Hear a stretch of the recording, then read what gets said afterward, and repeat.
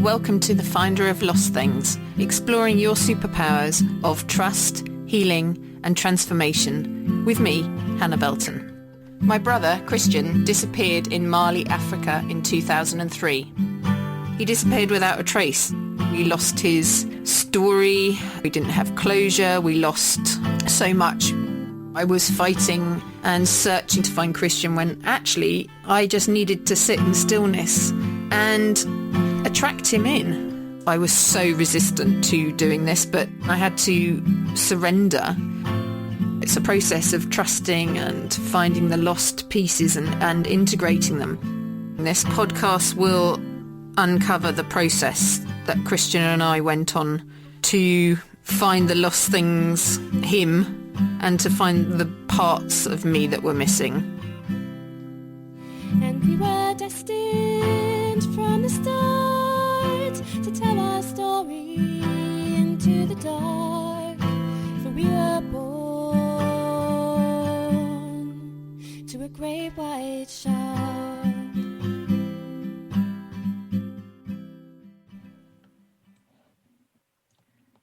Hello everybody. Hello, welcome. Come on in as usual. Come and sit in a circle. I've got an amazing lady for you to meet today, Natasha Harris. But I just want to give you a little update really on the thread that's been running through the whole of the podcast. Christian's belongings that need to be returned to him. This week has been the start of lots of new beginnings for me and for Christian and our new adventure that we're going to go on to. It did start this week. Out of the blue, I got a contact. I'm not going to tell you the story too much because I want to leave that for when we're further along so I can fill you in. But yes, out of the blue, I got contacted by a professor of psychology in New York State and a interfaith minister from South Carolina. They're connected. Their two loved ones in spirit are connected, and they have connected with Christian and I. So yeah, Christian's sitting in a circle with their loved ones in spirit, and we are about to go on a very big adventure to go and bring back what his lost belongings. So I just to update you that it's all starting to move, and I've got quite a few guests lined up to introduce you to help you. I know we're gathering a lot of people around this podcast. I see you, the listeners, as leaders in waiting. So this connection that I've made with America, we are making a circle of community, and the effect that we have will ripple out. Our guest this evening, Natasha, she also has a circle community, which she is actually launching on the 12th of April, which I belong to, and I'm very much looking forward to joining that circle. That circle community will be rippling out the effects of that. I'll talk to Natasha about that. I'm sure if any listeners would like to join that circle, that would be amazing. But yeah, so we're definitely at this time where there's an awful lot of leaders in waiting who are gathering, and the light and the love is going to break through all this fear. And yeah, can't wait to tell you all about it and see how it turns out. So yeah, I need to introduce you to Natasha. Natasha, I have known it was last year I met Natasha. I'm going to bring Natasha on now. This is Natasha with a beautiful smile. Oh, that's sweet. Oh, thank you. It's so I'm so excited about being here and having this conversation with you, and just having goosebumps as you're talking around that, and the leaders in waiting and these circles of rippling effect. It's just quite incredible. So yeah. So I met Natasha last year through a circle actually. And I've been working with Natasha in groups and one-to-one since probably September last year. So I've learnt so much from Natasha and her work with the Akashic Records. Do you just want to tell the audience and viewers sort of what your work comprises of and how you use the Akashic Records, and what are the Akashic Records is probably the first question.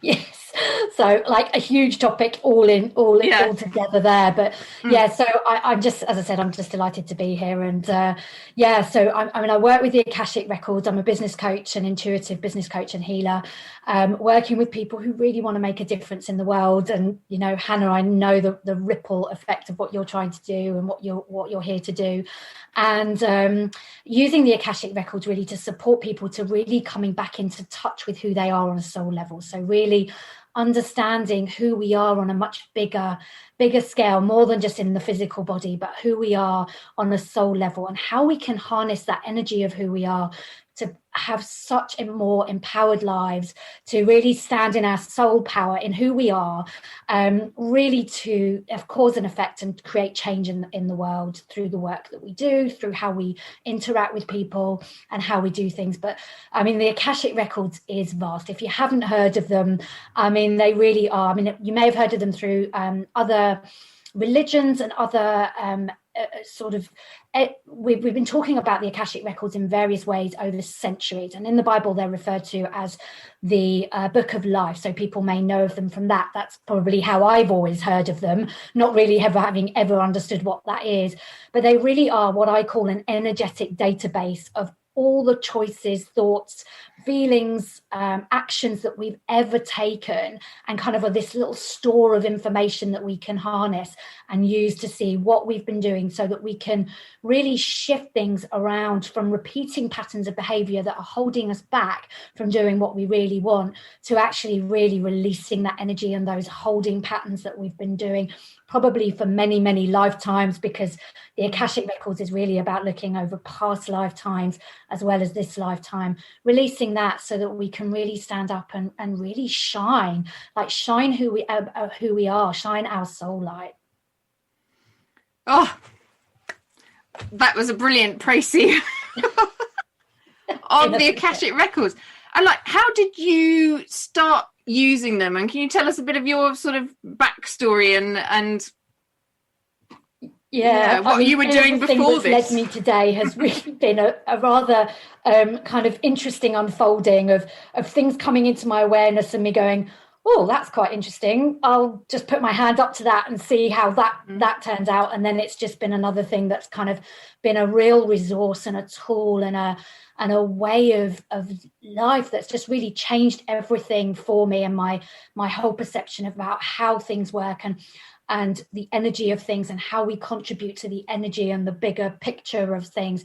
I mean, very originally, I started off as an IT manager in my career. I did IT programming at university, had not a spiritual bone in my body. I was like, all about logic, about risk, about figuring things out and project management. And if I do this, how can I avoid this? And it was really my love of travel, interestingly, that really kind of opened my eyes to other ways of doing things. And I decided to leave the corporate world and the IT world to really work within conservation. That became really big part of my life, how I could give back, how I could support the environment, how I could support smaller communities.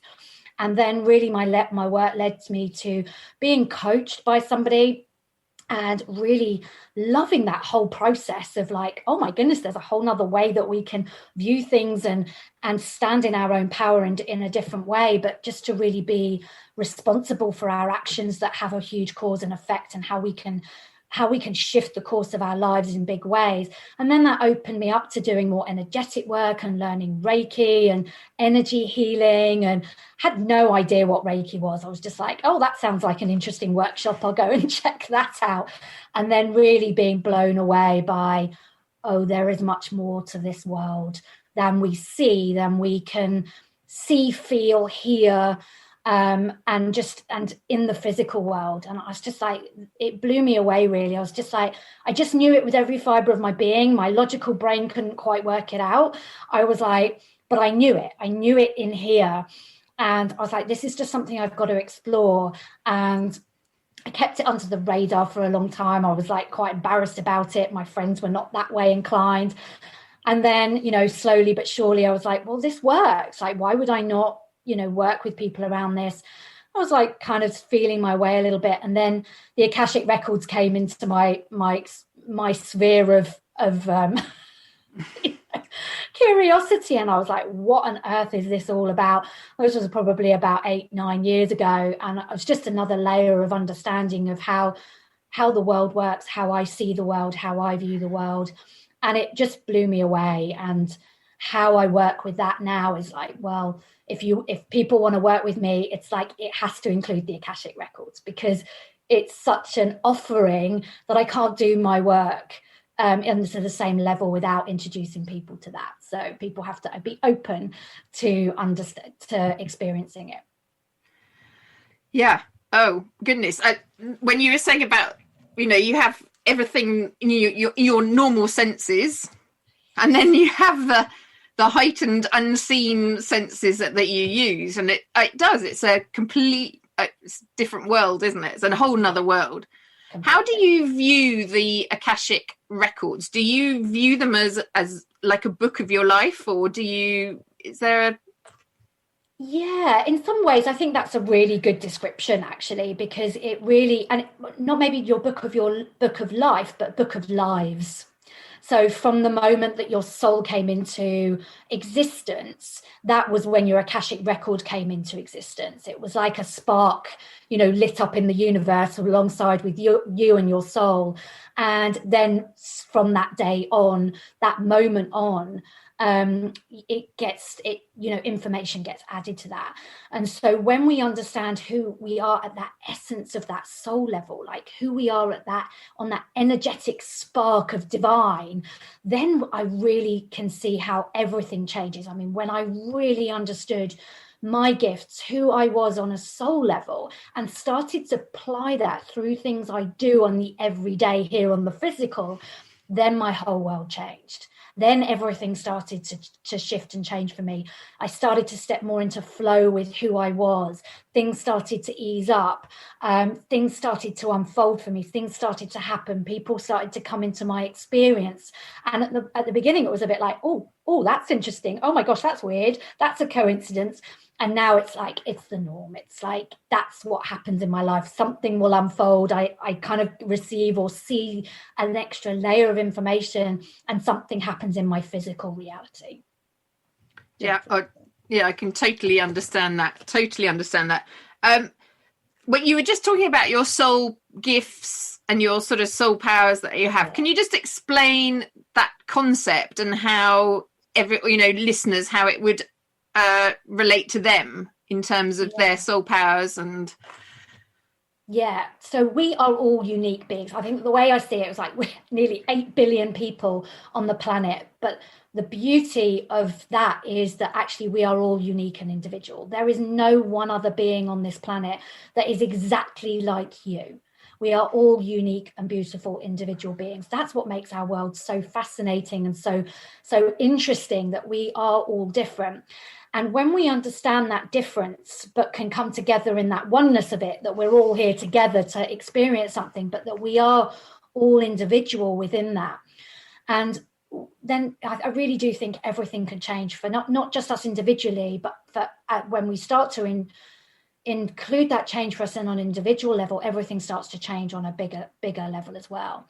So if we think about the Akashic records kind of coming into existence the moment our soul came into existence, it holds that seed information of who we are, our real unique essence, our unique frequency, our unique vibration, our unique energy field, however we want to describe that. There's lots of different ways to describe that. It's the energy of our soul, essentially. And so when we can see and tap into the energy of that, we get to understand who we are and what we can do to really tap into that energy. So we'll all have a different gift. I mean, we're not there's not an infinite number of gifts. There is a finite number of gifts, but where we fall onto that spectrum will be unique and different for each and every one of us. So we can get an overview of what our gifts are, but within that, there's a very much an individualistic essence to that. And when we can really experience that and really tap into that energy, I think we light up, we become invincible. We are fire. We are able to create, in a beautiful way, because fire is a creation. And so when we can really shine that light and be that fire, we can create whatever we put our desires to. We're not here to go, well, I have to fit into that uniqueness. And how do I do it? I must be here on mission to do a finite number of things with my life. It's like we get to choose that. But how do we fit that into who we are energetically? And then everything opens up. Yeah, I mean, I had, when I did this with you, I did a soul readings, all the gifts, and I came up with 3 gifts actually. And just I may as well just say what mine are, because this is why I'm here. So the first one is like order, so harmony and things just being complete, like a puzzle pieces being put together. So we can see what that is. Why you're doing this. Yeah. And then the second one was the written and spoken word, so expression. Yeah. And then the third one was third eye, sort of intuition. So doing this and what I do now uses all of those gifts and soul powers. Absolutely. And since I've been doing it, you were saying about, the fire and in getting into flow with it. Once you're using your gifts, it feels so easy now. It's like, but a lot of that was fear of maybe not really knowing what to do or feeling held back. And we will talk about the lower vibrational things that keep you away from your flow. But there's always so how do you if people want to know what their soul powers are, can they is there something that they can sort of tap into to recognize what their soul powers is? Is it something sort of like just doing what they love, or is there more to this? Yeah, it's really interesting. I think, yes, it is about really tapping into what we love. But I think there's more to it than that, because I think what you were saying just a moment ago, I think before, when we don't really know what our soul power is, it becomes a little bit like guesswork. It becomes a little bit like, oh, I love doing this and I'm going to do this. And then something distracts us and we kind of get taken off that path. And we've all kind of been there. And that was really my pattern of behavior before as well, before I really understood it, was that I would kind of feel like, oh my goodness, everything's falling into place, everything's going great, I love it, like everything feels really, and then something would happen and it would be a bit like a tap being turned off, and I wouldn't have a clue what I did, and so I would stop, I would hold myself back again. The fear would come that I'd broken something, that I'd done something hugely wrong. And I think when we understand it through the Akashic records, what happens is we get to definitively know, oh, that maybe that's where I stepped out of alignment with who I was. That's where I kind of stepped out and it went a bit wonky. And then we can course correct, or we can tweak something, and we can come back towards it again quite quickly. And again, that's with practice over time, that quickness of coming back to something just that gets quicker and quicker. And I think that's where a lot of my fear used to certainly come from, was just not having this conscious understanding of what it was that was really going on. And that's where we can really tap into it. So if you feel like you're being sort of tugged away from something you love or something, then sort of stop for a moment, but don't stop entirely. Just come back, try to come back. And as you know, Hannah, I lead a lot of meditations to try and support people to tap into this energy themselves, because we hold it ourselves, we have it. Sometimes we need a guide to show us, to reflect things back to us, to say, oh, okay, well, perhaps this is where we went a bit wonky. And I know I need my own guide in doing that. But my view is I really want to show people how they can tap into that for themselves. But it's a process of learning and trusting, as you talk about, trusting into that actually we can self-navigate back towards alignment, back to the direction where we want to go, that we choose. So yes, yeah, it does feel a bit like that. The consciousness really can shift it. Yeah. There were the main, when I sort of tapped into what this episode was going to be about, the main thing that came up, you were saying about trusting your inner self. Like we all know how to heal ourselves. We all know how we should be, like what we've come here to achieve. Yeah. But so the trust was definitely there. But the main word I kept getting was strength.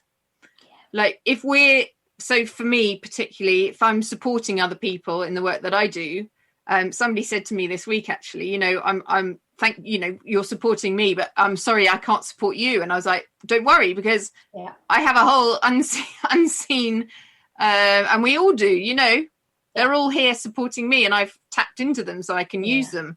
So it's almost like when you are lacking in strength and feeling like life is probably getting on top of you in some ways, like there is another whole realm, isn't there, of people there to support you, and it's quite important. It's important to ask for help as well, isn't it? Yes, absolutely. That's something that and I think especially as women, we're not very good at asking for help. We're like, yeah, we can do it all ourselves. We're really good at it. And I know that was definitely, without a shadow of a doubt, me. So I can do everything. I'm strong. I'm a strong, independent woman. I don't need anyone.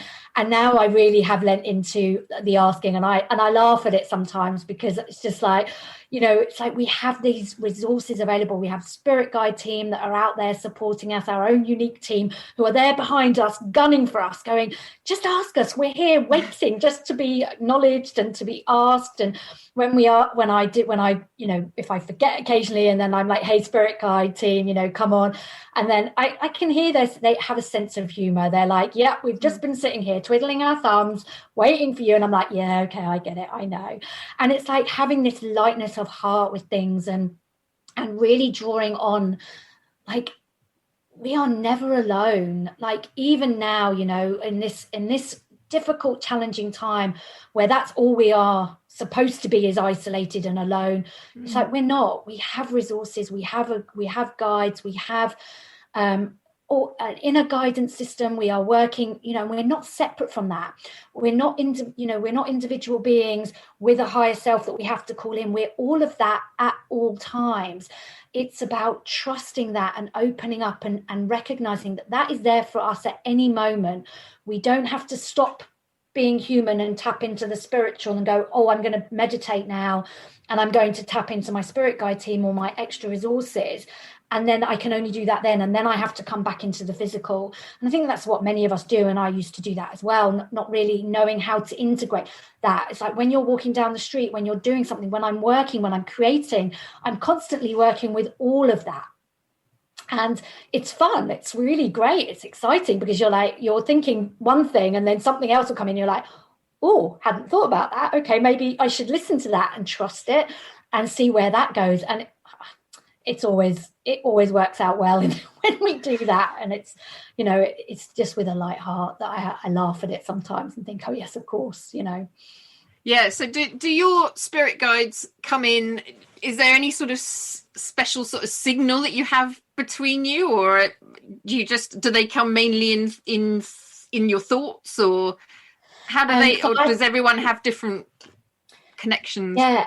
Everyone has very different communication styles with it. It's like how you communicate with others. It's how your guides will, your guides are very individual as well. So they, some of them might be, very loud and very clear. Some of those might be quiet little whispers in your ear. So different guides, I find, communicate with me in different ways, depending on what I need at the time. If I'm not listening, then the louder, shoutier ones will come in, and sometimes it feels like a bit like a slap in the face. And other times it will be a moment where I'm, busy doing something else, or I'm I'm in the shower or I'm gardening or I'm going for my walk, and I will just get a sense of something or a knowing of something, and it doesn't leave me. And normally when I know something is, I need to investigate or look into it or explore it further, when, an hour later it like pops back in my head. And I haven't forgotten that thing, because I'm always getting ideas. I'm always getting downloads of something or other. I can't listen to it all. I think I would be exhausted if I did. But I know when something's pertinent, and I've learnt to not listen to that, if that makes sense. Okay. And how many spirit guides do people have in general? And do they come and go through life? Do you get different ones, or do ones stay with you all the way through, or how does that work? So I think it's important to know, when we're talking about spirit guides, there are different layers of spirit guide teams that work with us. So we have our own personal team of guides who only work with us. Then we have the other guides. We have archangels, we have guardian angels, we have spirit guides, animal guides, other realms as well. We've got the fairies, all of these earth elementals that love to communicate with some people, and we might tune into various different ones of those, but we all have a personal spirit guide team, and we kind of like hire them as we go through life, and as we're making more and more choices. And we generally have between 4 and 7. Generally people have 5 or 6, but between 4 and 7 as we go through life, depending on how much support we need. So if we choose to take on a bigger mission in life, a bigger role in life as a leader, we may hire an extra guide along with us to support us as an extra bit of resource. If we don't, then we may not need as many guides, and it neither is good or bad. We choose what we want how we want to walk in life. So but our guides want to be heard. Our guides want to be asked. They want to be, because they're my feeling and my sense is guides are on a few steps ahead of us on the evolutionary learning, spiritual learning curve, if you like, and they want to learn alongside us. They're here to join with us so that we can learn, but they also get to learn as well. And so they hold a very playful learning energy around them as well. So they want to see us thrive. They want to see us expanding and growing as human and spiritual beings. Yeah, that's something which you've said a couple of times about the lightness and the playfulness of this, because that's so important, isn't it? I know when I started looking at spirituality and it was all terrifying, to be honest. And then you start getting into it. And since working with you, I do feel it's a lot more playful, and this is fun. We are supposed to be having fun in life, aren't we? Yeah.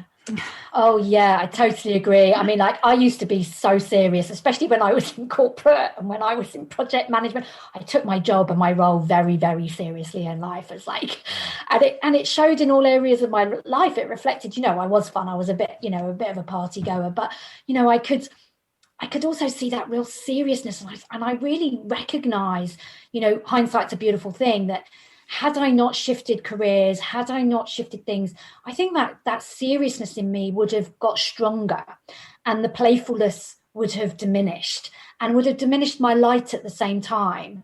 And actually, now saying that out loud, that's very clear to me. And everything that I teach and around business and everything, sometimes it isn't easy. It's challenging being an entrepreneur, it's challenging putting yourself out there.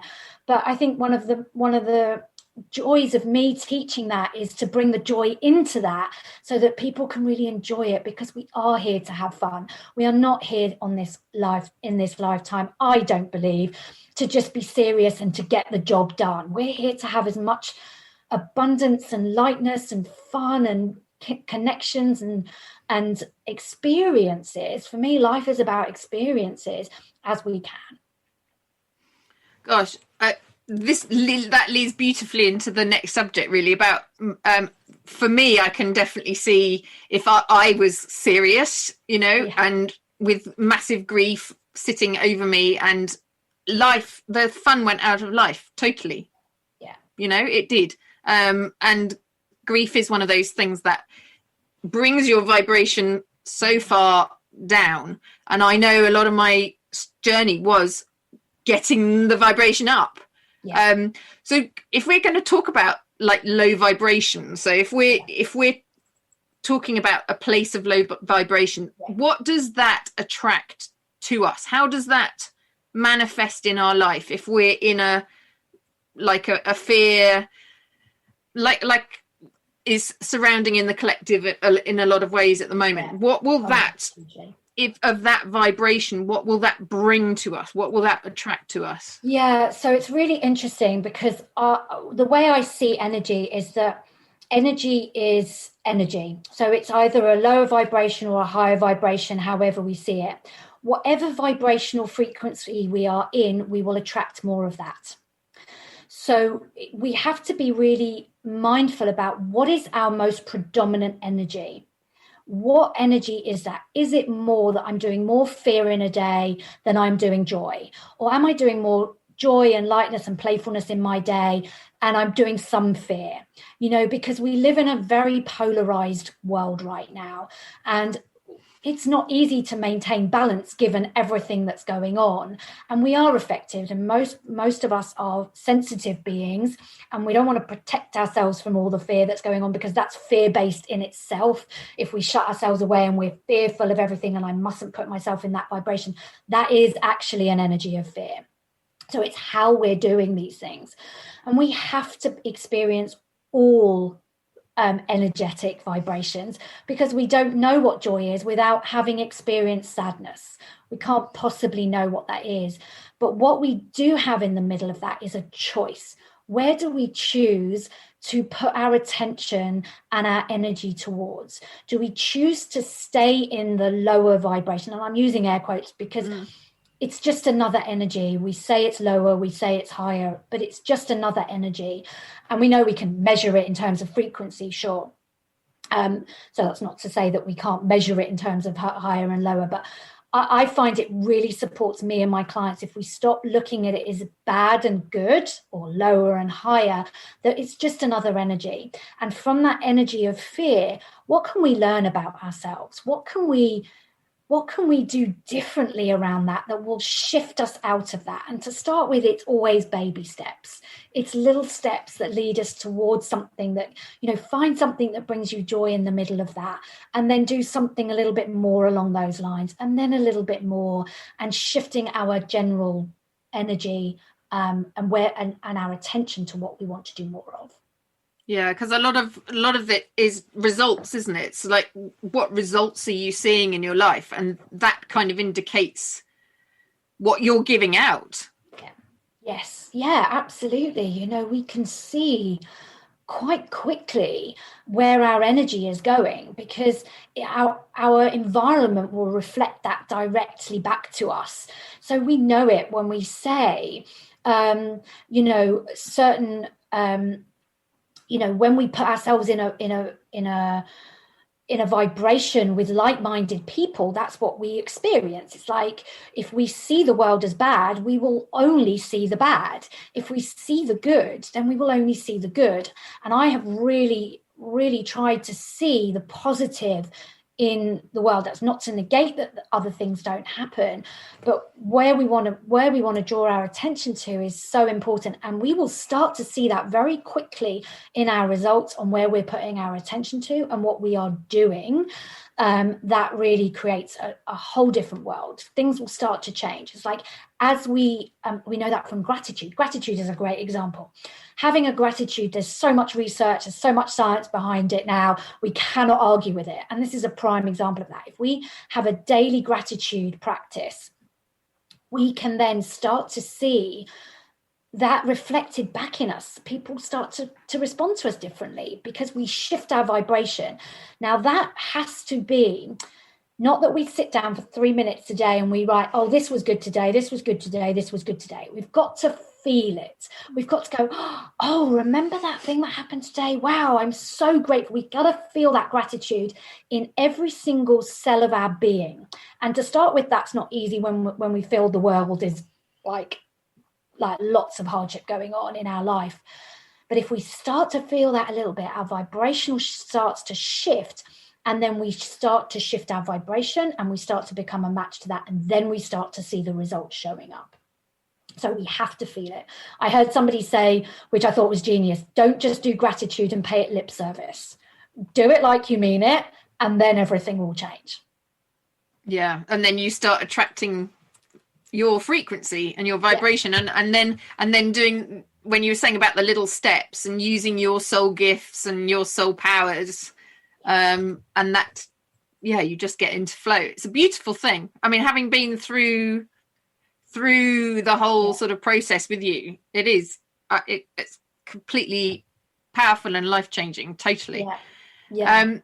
The other thing that we needed to talk about today was like vision, having clarity. I know we're talking a lot at the moment in this podcast about new beginnings because we're Easter and springtime, but there's certain things, and because there's another part that you do with in your work about past lives, and the fact that your past lives bring through blocks that you maybe are not aware of. So say you're working on something and you just keep repeating the same behaviors, or so can you just sort of tell us about how the past life, or how your past lives impact on your life now? And we'll just do that question first. Yeah. So it's really interesting. And in its simplest form, if we think back over history, life wasn't, history hasn't been kind. It hasn't been generous. If we think about how we might have been, especially if we've been incarnated as women, it wasn't always easy to live our soul purpose, our soul powers. It wasn't easy to stand up as a woman or a man and express your truth and say, hey, this is what I feel is important. This is where we get a real opportunity today, because we live in a very different world, thankfully, where we can express ourselves, and we are not afraid in the Western world that we will get executed or burnt at the stake for speaking up and saying things are perhaps not quite the way that they've always seemed. In past lives, that was dangerous. So if we think about a past life where we've had a past life where we had been killed because we spoke up, we write that into our Akashic record as if to say, don't forget this. Do never speak up in a next lifetime because you may die. That's how serious some of these things are. Like this can be as simple as speaking up to a boss today to say, hey, I'm not happy. It has the same energetic resonance to it. So these things can play out in really seemingly safe environments where it's like probably quite safe for you to say to your boss, you know what, I'm not happy. This is not working for me. How can we change this? And have an open conversation about it. But because we hold that soul memory, we don't feel we can express ourselves and we can't speak up. So this goes through loops. It goes through relationships. It can go through our health and well-being. Like something's not okay around, we don't feel well. But we daren't speak up about it because someone might judge us for it. So it can play out in so many different life areas. So when we actually can look at the Akashic records and say, this was the past life, this is what happened, and this is the energetic resonance. So it might be, it's like silence. You've got an energy of silence attached to this. You can then see how that plays out in your lifetime, because there are some people that really aren't silent. So this doesn't play out for everyone. So it will resonate. It will be like, well, yeah, I can totally see how I'm being silenced, or I silence myself, or I'm constantly around people who are telling me to shut up or don't value what I say. And so then with that consciousness and that awareness, we can go, okay, well, what do I need to do differently in order to change my results? How do I show up differently? And of course, then we can do some work in the Akashic records to actually clear that energy so that we have a bit of a pathway, a bit of a clearing in the forest. We've slain some of those weeds, so we can actually find a pathway through that to actually give us an opportunity to do things differently. So that supports our shift in our actions. Yeah, it was amazing doing the past lives with you. I think I was shown 4 past lives, and just the things that came up, and you're just like, oh my god, yeah, of course. Like I had energy of betrayal for one, and then also guilt against going against my family's wishes. That's a big one, isn't it? Like family things, and then vow of poverty and all these things that just things make sense. Yeah, they really do. And I didn't really know you when we did the first reading, did I? And it was so it wasn't something that we'd known each other for a long time. Like, I really didn't know you. I'd only met you. I don't think we'd even had a conversation. No, we hadn't. No. So, so these things can really, and they really give us a sense of, a sense of understanding. Yeah, and it's not like they affect every part of our life, like you were saying, the social, the emotional, the financial, the physical. It's so when we talk about karma, as in we're coming into this life with a how would you describe karma? Because I know how I describe it, but how would you describe it? And how does that affect our life? Yeah, so I think I see. I mean, the way I see things and I intuitive things is like energy. It's like somebody will be in an experience in front of me, and I'll be able to see what energetically is being exchanged. I'll be like, oh, that's interesting. What's going on there? Or if somebody's relaying a story, I can see what's at play energetically wise. So I think for me, karma is really about what is the energy that's playing out over and over again. But we've kind of like filled a whole backpack of stuff over past lives, slung it over our shoulders, and we're carrying it with us, and we're just digging them out at certain points in life, and we're going, right, I'm going to play that one again, and then we put it away for another rainy day, and we'll pull it out again. And it's like, how do we unpack that and leave that unpacked?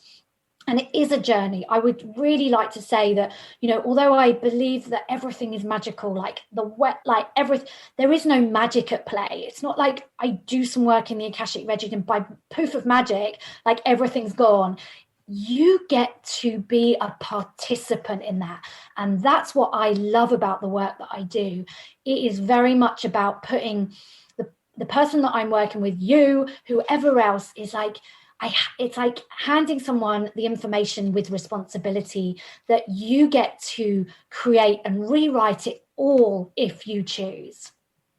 And that's what that's like the key, isn't it? It's like you can do all the activations, all the meditations, all the whatever that you can do, but if you don't act on it and do the little steps and make changes, your free will means that, like, you have free will, don't you? You can either take it or leave it, and the other thing that just come into my head is about boundaries, where you are giving your energy away. It's like you have free will. If you can explain that better than I've just tried to, that sense of boundaries and that you are in control of your energy. Absolutely. No one can take energy from you under any circumstances unless you give them permission and you give it to them. So as the holder of your energy, no one can take anything from you unless you willfully give it. And that is unconscious, subconscious, superconscious most of the time. But we are giving away energy all the time. And it was something you said a little earlier, around, as healers, that we are that tower of strength, but we don't need anything from someone because we are the supporter, but we're not giving anything away either. And that's how we maintain our energy. And and for healers as well that I work with, I really do a lot of work with them around this, a lot of guidance work around this, because it's something we can get quite confused of as healers, as people who are supporting others, that we think we've got to give in order to do the best job we can. And we only really do the best job we can from a tower of strength. And that's in very good boundaries, energetic boundaries around us that hold us in the driving seat, if you like, and say, it's sometimes I might need to give you a bit of energy, but I know that's going to come back to me tenfold because I'm not leaking it out. I'm sharing it. I like to talk about sharing my energy. Like, come in, sit with me, share in this beautiful energy that we're co-creating, and it's not giving anyway.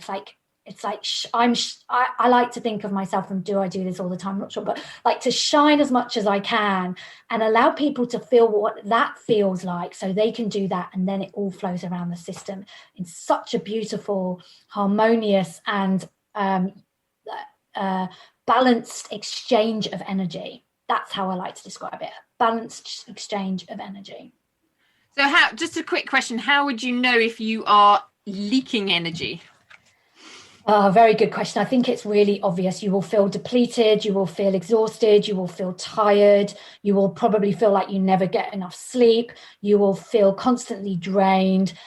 They're not the high vibing good feelings. And when you are maintaining your energetic boundaries, you will feel great, you will feel energized, you will feel amazing after giving and working with somebody and giving treatments or healing treatments. I always feel amazing. I'm always on cloud nine. I'm like, I really do believe and feel I get as much as I give in the sessions with my clients. My clients are incredible. And it's just a beautiful co-creation in the space. We are in it together. We're seeing what bubbles to the surface, and I learn as much from my clients as hopefully they learn from me. It's a exchange. It's huge, isn't it? This co-creation. And I mean, I just when we're in say if we're in a fear base, you were talking about that earlier. We kind of do tend to be quite insular and back away from, in protection mode. But actually, that's something we need to really get rid of, isn't it, or overcome because co-creating that's how we are naturally, that's how we're supposed to be, isn't it? Absolutely. That's how we get to change the world that is in crisis. Really, we do this by being each a tower of strength and working with each other and co-creating this new way of being that we want to see coming into being on earth. And that's what I really truly believe, that this is how we co-create change, and we need it. We really, really need it. We do. What do you see as some of the biggest problems at the moment? Oh wow, gosh, there are quite a lot. I think fear is one of the, actually we've talked about it, I think fear is really one of the biggest challenges that we want to navigate. It's a challenge, we can overcome it. There is, it's where do we choose to put our energy? I've stopped watching the news. I'm informed. I listen to things. I try to get a range of opinions and things. So it's not about like, I don't want to listen to that, so I'm going to listen to only the good stuff. I want to know what's going on so I can make informed choices. So it's not about shutting yourself away again, because that again is fear-based. It's really around how we start to do things differently so we can start to infuse our life with more joy, with more of those other vibrations that we want to see more in the world. That's working with others, collaboration, unity, connection. Wow, we need that. We must not let that fall to the wayside, because that's what the rhetoric, like the everything that we are being told right now is to distance. It's like, how do we create connection?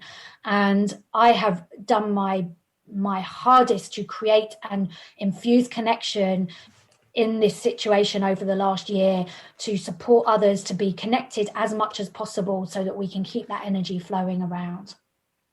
Yeah, and it's interesting because I did a abundance course with you. I think that's how I first got in, which I know you do quite regularly during the year, which I'd recommend anybody do. But that was all about like stepping into this universal flow, wasn't it? Of money, of light, of love, of everything, and to show that we are so connected. What we as individuals do ripples out so much to everybody else, and our communities, our families. We can really change other people's lives. Oh, You know, yeah. and we need to be the ones that change, and then that sort of ripple, isn't it? So we're all so Yeah. connected. Yeah, absolutely. There is no separation. There really isn't. We can't get away from that. Everything is connected. And, it's a bit like, as I shine, you shine, as you shine, I shine. And then someone else gets a whiff of that and goes, oh, what's all that shining going on over there? Let's have a bit of that. And so that's how we ripple out that change. And if we can do that, just, whatever situation we're in, however we are feeling right now in the moment, if we can just spark a moment of that a day, and then 2 moments of that a day, and start to build on that. It's small, as I said, the small steps of that, we really make a huge difference. Don't for one second think that that's just impacting you. Know that it is. Other people will see it, and as you do it for yourself, you do it for others. And not that you're giving that away, but as you do it for yourself, you do it for others. And I think that is the beauty of being human and understanding the world from a different perspective nowadays, that we are really starting to understand. Yeah, I know in meditations during the last set of course I did with you, I kept seeing this like a spiral that was opening up and raising up. And I know we talked about this a while ago, because your new logo for your business was this. I know. That was hilarious, because you mentioned it when we were having a chat, and I'd literally just done that symbol, worked with somebody, a branding person, around that, and I was just goosebumps. I was like, I can't believe you're bringing that up right now. It's like, it was such an affirmation for me. It's like, oh yes, my logo's totally what I need and what's right. It's just, we are just constantly in this ever moving, ever evolving, ever expanding universe. Nothing is finite, nothing is fixed. Whatever you are going through and feeling right now, it can transform, and it can transform quickly as well, which is the beauty of it. Yes, it can change really quickly once you sort of get your vision right and stay focused. And and that, it was funny, because when I was doing meditations during your course, I kept being given a microphone and being told about this podcast, and but that's how it was. And I kept seeing this spiral of energy, and the higher you go up, the more audience you have, or the higher, more it ripples out and people are able to see you. And I know, we talk about the leaders in waiting who are listening to this show, and it's so important that we are here talking openly, and I hope it's kind of encouraging others to start exploring things that are being, they're being led, but it's just being like open to exploring new things, and using your voice and standing up and telling your truth. And I know, I just want to talk about your circle that you're starting up. It starts on the 12th of April, and where we were talking about, when I was saying earlier about having small circles of people, and you're all supporting each other, and you start linking with other groups, which is what's happening to me. You do link to other groups, and then it's just a bigger and wider. So do you just want to tell the audience about your circle that you're starting up with Lucy? And the amazing Lucy Brand, who's now become such a dear friend of mine, and it's called the Circle of Light movement. And what it really is Lucy and I have this huge vision of how we can ripple this light out. We want to invite people who are ready to come and dance in the light with us. And so we created a monthly membership. It's an opportunity to come and join us in the Circle of Light movement. It's going to be a global movement. We're literally just launching on the 12th of April. We are so excited. We've already invited incredible souls to come and work with us already. And it's really a place where people can come and hang out, and really with like-minded people who are behind them, supporting them, gunning for them. If you're going through a challenging time, there will be people there that can really support you through that challenge and allow you to grow and expand and to start creating change in the world. So it's not just for business owners. This is people who really want to make a difference through their own family, their community. Doesn't matter how small that is. If you know you have a a spark of light in you that you want to expand and light up further and come and dance in the light with all of us, then please come and join us. It's going to be expansive. I'm so excited. I'm excited. I can feel the energy around as we're just talking about it. So where can people find more information about the circle? So the circle, go to www.circleoflightmovement.com. There's a join the membership page on there. Come and join us at the bottom. There's loads of information on there about what you get. There's loads, and how you can really, a bit about the vibe of the community that we want to draw in. So go to that website, have a read. If you've got any questions or you're like, oh, I'm not sure, just reach out to Lucy and I. We'd be delighted to have a chat with you. If you read it and you're like, yay, I'm in, just click the button and come and join us. We start on the 12th, and then doors will close on the 12th for that group, and then you'll be put on a waiting list for the next intake of people. So if you think, yeah, maybe not right now, just pop yourself on the waiting list and come and join us next time round. Yeah, I'm excited about it. It's going to be great, and it'd be lovely to have some listeners join in as well. That would be amazing. That would be amazing. Yes. Well, that's our time. I can't believe they always go so quickly. Unbelievable. So thank you so much, Natasha. It's been a joy as always to talk to you and to have you on the show. And I know next week we have Nikki on, who I know you know, who's going to be talking all about nature and lessons from nature. And Nikki and I, we do fire circles together.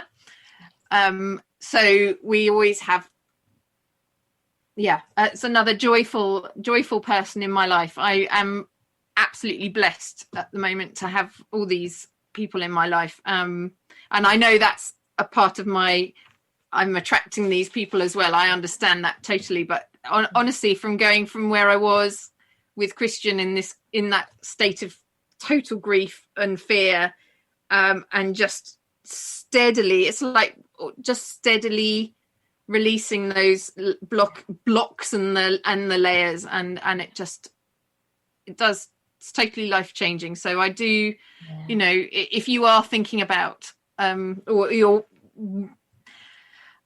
really feeling that something needs to change in your life, like now is a really, really good time to make the leap. And it would be lovely to see some people in the group as well.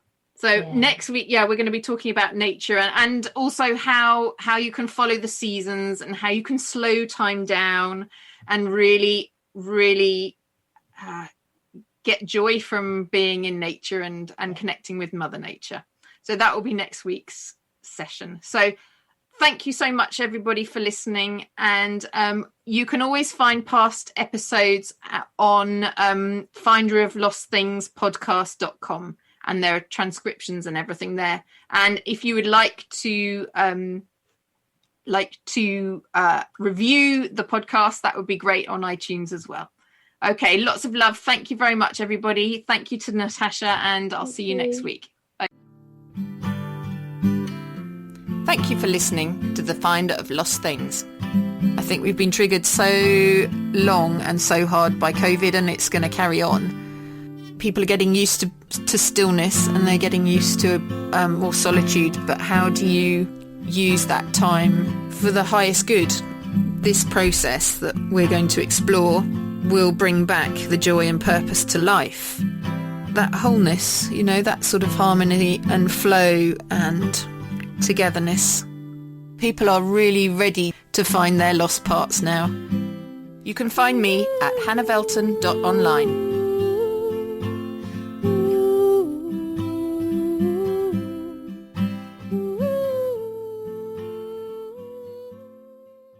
Views expressed on this program are those of the host, guests, and callers, and do not necessarily reflect the views of the station, its management, or advertisers.